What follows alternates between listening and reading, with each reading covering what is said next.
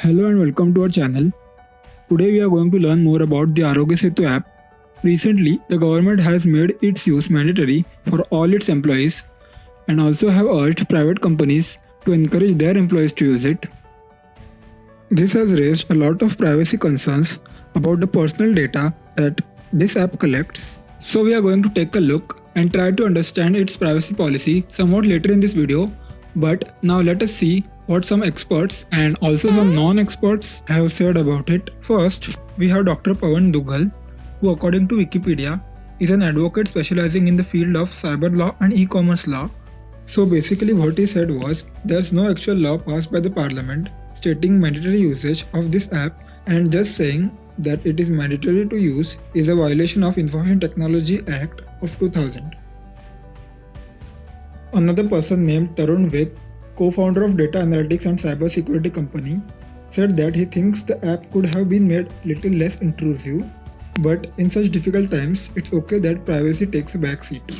And of course, Rahul Gandhi called the app sophisticated surveillance system with serious data security and privacy concerns. So now let us go on the Play Store and see for ourselves what the app is and what its privacy policy is. So here we are, this whole thing is its privacy policy. So I will try to explain the important things in short so that you don't have to read the entire thing, but you can if you want.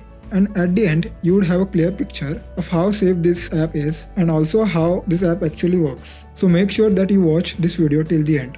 So first, when you register on this app, your name, phone number, age, sex, profession, countries visited in last 30 days, and your location details at the time of registering.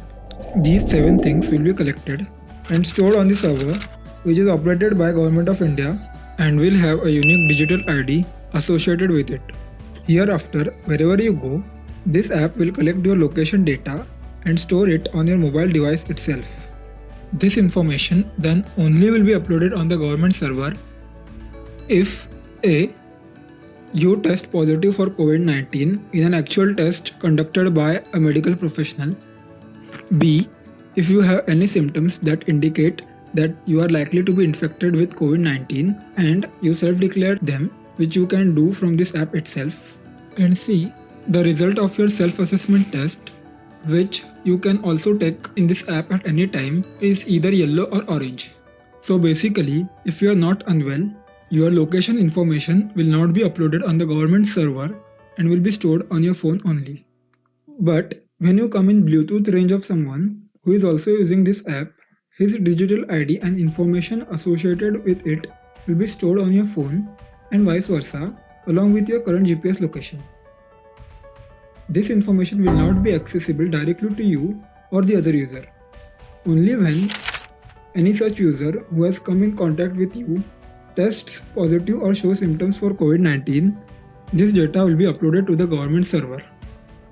Now, you may have understood how this would help government identify potentially infected individuals. Coming back to the privacy policy, it also says that the information associated with your digital IDs will only be used to calculate your probability of having been infected with COVID-19. And if you are tested positive for COVID-19, this information will also be used to map places you have visited in last 14 days to identify the locations that needs to be sanitized and carry out deep testings in such locations. If you are not tested positive for COVID-19, your location data from past 30 days will be automatically deleted from your phone if it's not uploaded to the server yet. And if it is uploaded due to the possible situations mentioned earlier, it will stay there for 45 days from the date of being uploaded. After that, it will be deleted. And if you are tested positive for COVID-19, then your data will stay on the government servers for 60 days after you are declared COVID-free. So from this we can infer that, as per their policy, no data will stay with the government forever and therefore could not be used later for any other means. It also states that all your data is encrypted during transfers and is equipped with standard security features. So it should be pretty safe if some unauthorized third party tries to steal it for their benefit. So let's come to the conclusions now. Personally, in my opinion, this app is pretty safe to use if it is what it actually says it is, because all you're sharing is your location details. It's not like that this app has access to your personal photos or files. And with modern Android security features, you can specifically choose when to allow this app to use your GPS or Bluetooth, in case if you have to go someplace shady. That is why, if used properly, this app can actually save lives by helping in detection of potential coronavirus cases, even if we have to take a small hit on our privacy for that. Anyways, we share our location details with Google all the time, and it kinda stays with it forever.